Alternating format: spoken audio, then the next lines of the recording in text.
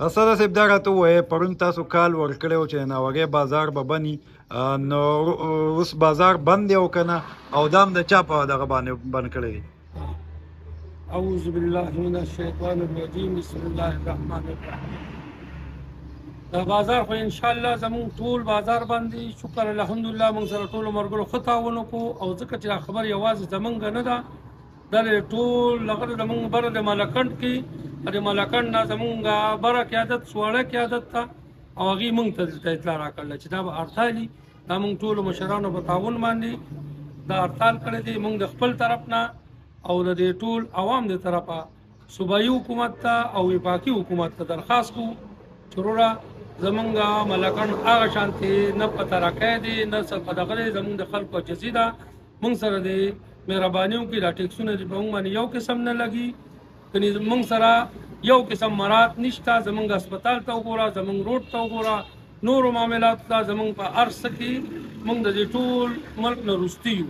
نو موږ ورته دا درخواست کوو، سوال کوو، منت کوو چې موږ دا زمونږ د دې ملکند ډویژن نه تاسو ګورئ کشمیر مو جوړوئ. نن سبا چې کشمیر کې کمالات دي نو دا تاسو چې کوم شی کوئ دا به دلته هم داسې شروع شي.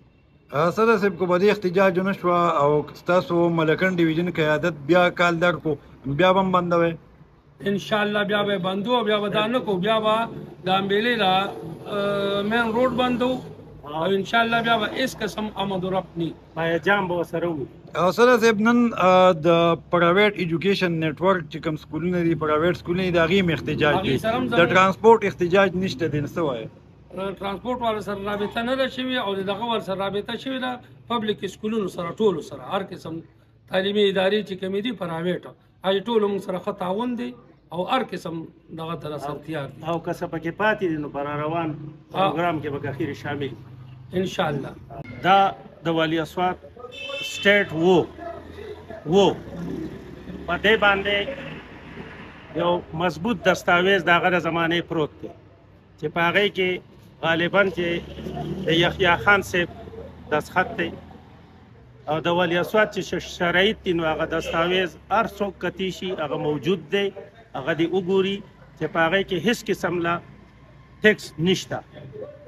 داسې پکې ورسره غټې غټې فیصلې دي چې ما والي اسوات په خپله ویلي دي، په هغې کې شته هر څه موجود دي چې کومه فیصله ما کړي هغه به دوباره د پاکستان حکومت نه چیلنج کړي. مړی چې وشي وویشتي شي پوسټمارټم به نه کېږي. دا چې شمار کوو نو دا ډېر اوږد تاریخ دی، دا نه خلاصېږي.